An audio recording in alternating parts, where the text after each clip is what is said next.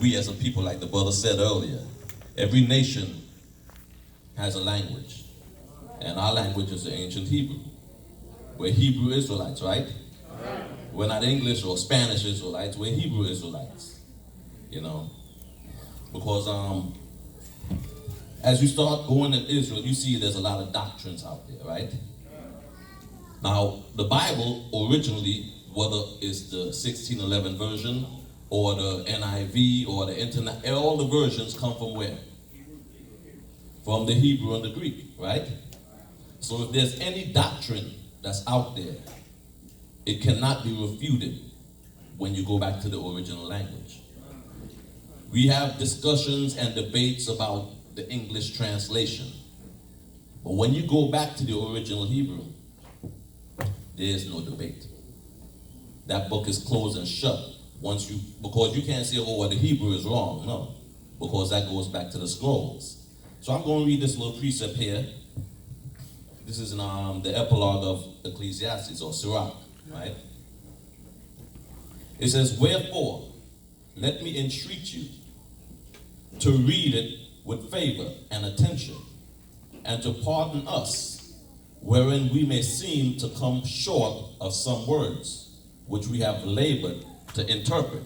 So even back then, when they were interpreting or translating the Bible, there were certain words that they didn't have, because back then, the Hebrew language, the words, the vocabulary, there was only, I would say, maybe no more than 600-700 words.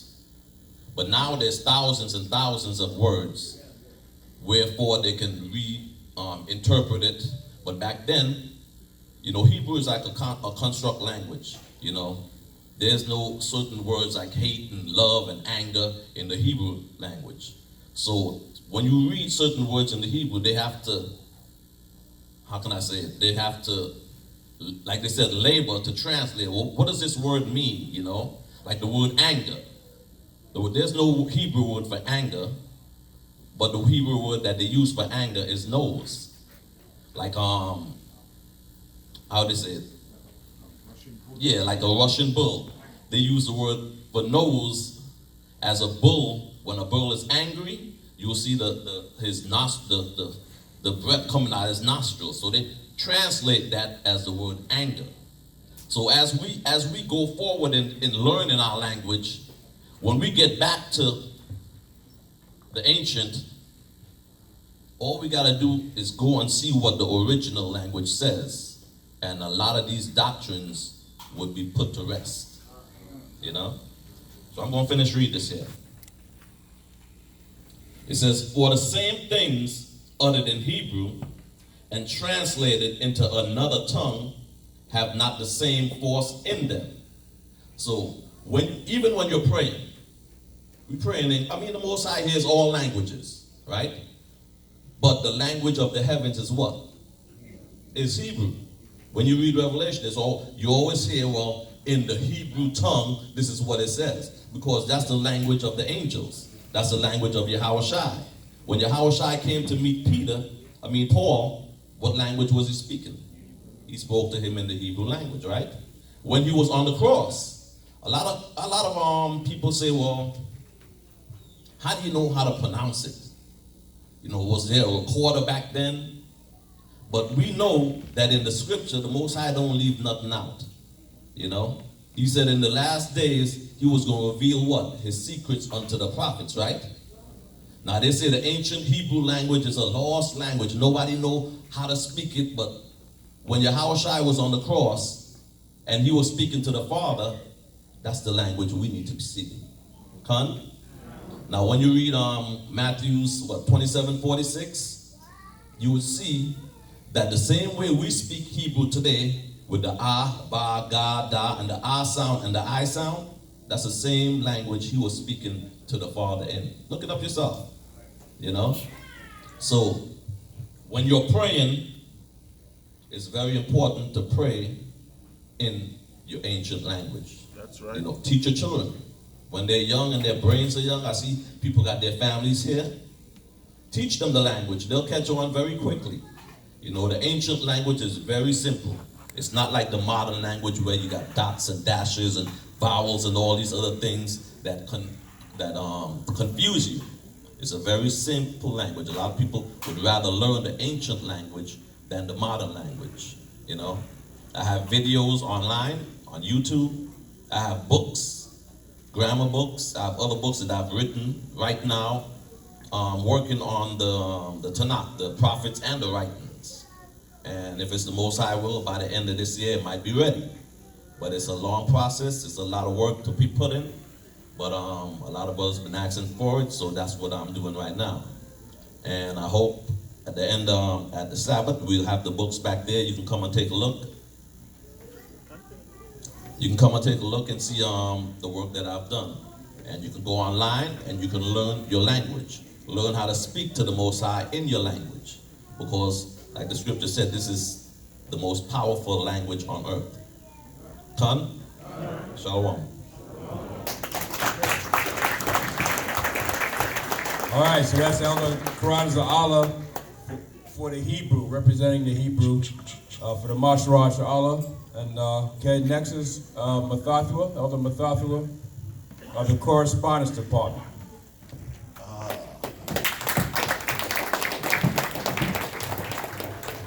Yeah, shalom again, brothers and sisters. I just want to bring up something that Ben said earlier in terms of correspondence. We break the barrier where we and I just want to say this: the Mashra Yashala is not only the government in America, but we government internationally. You understand me? So we're going to stand up for people in the four corners of the earth, anywhere they are at.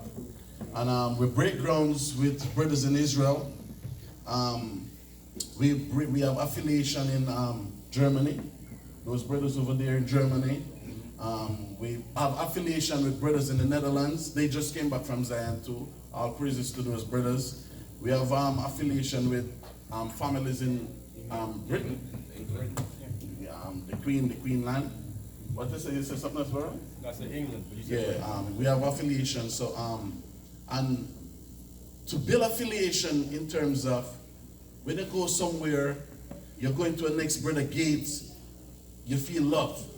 Because with the whole Sabbath service teaching was about we don't love each other. You understand me? If we love each other like what the scripture said we should, we'd be a far away brothers. You understand me? But we don't have that love. So if, say for instance, now you have a brother, you roll up in any one of these places. That's why Zach 1 of the book, you'll see brothers' information in there in these places, man. You understand me? And as I mentioned, we have Parazai Nathaniel. They're in Turkey now. And about 2 years ago, Parazai went to India, which I think that was a big achievement. He went over there and he teach those black people in India. And last year, Passover, one of them was at the Passover in Israel, man. Yeah. Just imagine that. We be begging you to come to Zion from when and you ain't reach. And Parazai went to India once. And one of the brother over there came to the Passover in Israel. So we have to give the Most High thanks for that, man. Right? And even when we over there, we do the Passover, there was the next sister, Khan, Kartazala. She came from Cyprus. Remember that sister where we keep tabernacle? She was of the small tent. Yeah, the sister came from Cyprus, man. You understand me? So when we read the scripture and we read about these places where Paul used to go in Asia, and then when we in Israel now we see these people coming up. You remember that one sister we see from Zimbabwe, Barack? Mm-hmm. You remember, right? Yeah. And all these people coming up. So we see these people, we talk to them, we build affiliation with them. We build alliance. You understand me? I just get a text message too from Demona. They sent a picture to me that Anthony B, the reggae artist in Jamaica, is in Demona now. Wow. You understand me? And that's what love is. Like I related back question to them because I am talking with Sizzler and is affiliated too, man. You understand me? I just need to go to Jamaica to do an interview with him, but I don't reach yet. But we getting in that avenue now. You understand me? So work be done, and then brothers questioning our credibility, where Bani and man have to stand up here and say we're not taking brothers or sister monies go to Israel. Be honest with yourself, man. If you contribute money to the Mashra Yashala, question us, man. Ask us where it is. I contribute $100. What y'all do with it? Say it, because nobody contributing money to it, man. And we're still going forward and pushing this summit. Right. Because we know most of you brothers and sisters, the church, the Christian church rob you. Some Israelite camps rob you too. So we see as a delicate flowers now. So that's why Ben even used the term, if you feel like contribute, you contribute. If you don't, it's 6. We still going to be in Zion, man. Where you work, Ben? JFK. Okay, Ben work at JFK. And correct us all, how much years did you do? 30. He's retired now. He's the only retired one up here. But for everybody else, for all of these other brothers, they working. I'm like Tommy, I'm trying to get a job. You understand me? But all these other brothers, they working. You understand me? But he's dead. You just have to spoil it for him, right? So I'm just saying this. So for we to be here defending, we're not robbing our own people. It's a sad thing. This is where Israel at, man. You understand me? And then brother start bad about the summit. Brother say we ain't this, what we're doing. We're doing a lot, brothers. Brothers questioning us, say we don't buy no land in America. Brothers, listen. We would never take your money and buy land in America. When you read Isaiah 24 verse 1, the Most High going to turn this place upside down, brothers and sisters. So if in so-called 2020, our desire to you is to buy land in America to build a community. If that would work, the Black Panther would still be up and going strong. If that would work, Martin Luther King would buy land here too. But the problem is, brothers, we cannot be a sovereign state in an enemy land. Just imagine we go back to Zion and Esau come up in Zion and say sovereign act. I'm going to buy this piece of land right up here in Judah and I'm just going to live and build community. That never happened in no enemy land. The so-called Jews went to Germany with that custom, and you see what Hitler did to them? He put them into a Volkswagen. All 12 of them he packed up put in the Volkswagen. And that was a horse trade. You understand me? So we cannot buy no land here and build up a kingdom here. It will never work. Because the scriptures, the Most High tell us in Deuteronomy 28, He's going to put us in slavery. So we came here to do what? Serve a punishment. That's why when I read Matthew 24, Yahushua said when he come, He's going to send his angel to do what? Gather us. So if we telling you, if the best thing any congregation can tell you to do is buy land in America and build up America, or build up community in America, they're lying to you, man. But what I can tell you is, for some of us here, we see a land. We go over there and see your land over there. Your land is over there in Israel, man. The Most High give you the land from the Nile to the Euphrates. Not what they show you on the map. That piece of land they show you on the map, that's garbage, brothers. You have to talk about Alpha Kenya. You have to talk about Tanzania. You have to talk about Cameroon. All that is Israel, brothers. God. From the Nile, the great river of Egypt, to the Euphrates up there into Mesopotamia, man. We own all that land. So it's impossible for me to tell you to buy land in America when we have free land there. Ben, get that scripture for me. Isaiah 35 and read 3 verse. And let's finish it up. Yeah. Because I normally said, we love America, man. And America is not our rest. Let we make a claim for the land of Israel too. Because they have problem about the peace deal, right? Palestine not accepting it. Jewish people not accepting it. So let we go in and say, okay, we will be the ones set the peace. Palestine, go back to Jordan or over Syria. The white man go back to Basra or Mount Seir, man. Back in the cave. Go back in your caves. You understand me? So it's time for we to, like the scripture tell you in Daniel 7:18, it said the saints shall take the kingdom. Your spirit don't even show me I want to take the kingdom, man. If you still worrying about Trump as president, man. You don't show me that spirit that you're ready to take this. Right? Read what you have, man. Isaiah 35 and 1, right? Yes, sir. We're in the book of Isaiah 35 and 1. The wilderness and the solitary place shall be glad for them. So when we go over there and we show you a video, only thing I can show you is wilderness, right? Who watch the videos over there in Israel? You see wilderness, right? But what the scripture say? Read that from the top. Isaiah 35 and 1. The wilderness and the solitary place shall be glad for them. So that's what I'm going to be glad for you. I remember brothers texting and said, why so much wilderness? The Most High not going to bless the land if you Negroes ain't there. Plain and straight. Just like when the Native Americans over here, you have fruit tree, you have everything. When Esau come, what did the Most High do? Where's the fruit trees? Where's the buffaloes? Because anywhere the white man goes is destructive. So the Most High is not going to bless nothing for him to have brothers. So now the Most High said the wilderness will be happy for you. Because I notice you in America, you don't want to do nothing, man. How much of you black man ever kill a chicken? Only a Benjamin indeed. That brother in the back. You understand me? Because Judah need Popeyes. You see how Judah was lining up for those chicken sandwich? You understand me? That's what, because we want everything ready done, brother. So we think the Most High going to bless the land.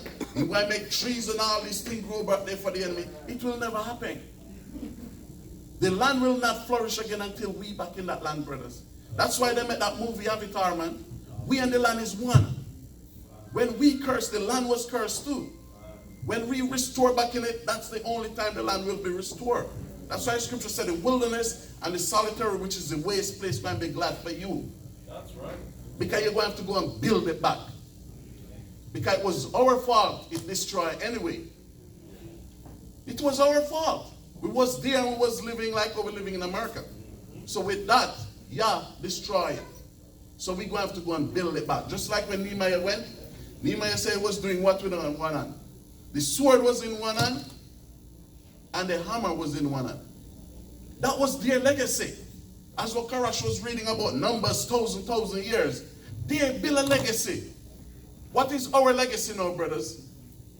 Kill Esau. No, we have to be on a more spiritual. We cannot kill Esau now when we acting like Esau. Right. Because the Most High not going to put us in the kingdom acting like the wicked. We have to go on a way higher level. That's why when I read the scripture, it tell you, it's going to come a day when Judah and Israel going to come together and make a perpetual covenant. Right. But where did it say we're going to make that covenant? In America? Did it say that? We'll never survive here. So the day going to come when we're going to go back to Zion and make that perpetual covenant. That's why I tell brothers, even we go over there now, Esau scared as hell, he's mad. But you know the thing he cannot do? He cannot put a hand on us. Because if he make our blood shed in that land, just like the scripture says, Abel blood cry out to the Most High. If he make our blood cry out in that land, you know that's his last day. Because the Most High going to say, my people come back home and you stopping them. Right? Read on. And the desert shall rejoice. The desert going to rejoice when we back in that place where yesterday called Israel today, man. Read on. And blossom as the rose. And what? And blossom as the blossom. rose. But you see that? He said the tree's going to be blossom again. But that only going to happen when we there. He said all that going to be happy to see us. And then the tree's going to start blossom again, brothers. Read on. It shall blossom abundantly and rejoice, even with joy and singing. Read. The glory of Lebanon shall be given unto it. And that's when the nation going to come and seek you now. Get that, Isaiah 2:1. You want to read on more? Isaiah 2:1? Yes, get Isaiah 2:1 there. Let's see where the nation going to come up and ask for your wisdom. Can you think nobody coming really to you on the street of murder? Isaiah chapter 2:1. The word that Isaiah the son of Amos saw concerning Judah and Jerusalem. It shall come to pass in the last days that the mountain of the Most High's house shall be established in the top of the mountains. So where God was going to establish? No, we're going to buy land in America, we're going to establish it over here. Ephraim did that once, right? Ephraim did that once, right? We ain't sending the people up to Jerusalem. You just stay right up here in where they call so-called Samaritan today, and we going to worship here. But the Most High says those have to establish one place, brothers. So that's why it's best for you to try to come together now. Because when you go back to Zion, you ain't going to have your own house. When you go back to Zion, it will be one house, which is the house of Yah. So if you but just say, okay, the house up there on Mount Moriah, I'm going to build my house down in Galilee. I don't have to go up there. Just try it. Because we're going to have some disobedient black man and woman. Just try it. I'm just begging you. And because you see, we worry about Esau now, but we have to clean up within us, man. Because the scripture tell you all they that hate Zion should go backwards, man. Read. And shall be exalted above the hills. Read. And all nations, And what? and all nations, No, some of them. and all nations Read. shall flow unto it. So you see where the nation going to flow into us? When we even read the scripture in Isaiah 60, when they come and bow to us, they're not supposed to bow to us in America, man. To be honest, I don't want them cracking out here bowing to me. Get your ass up. I want the Queen to come and bow. I want all those people in the Vatican to come and bow.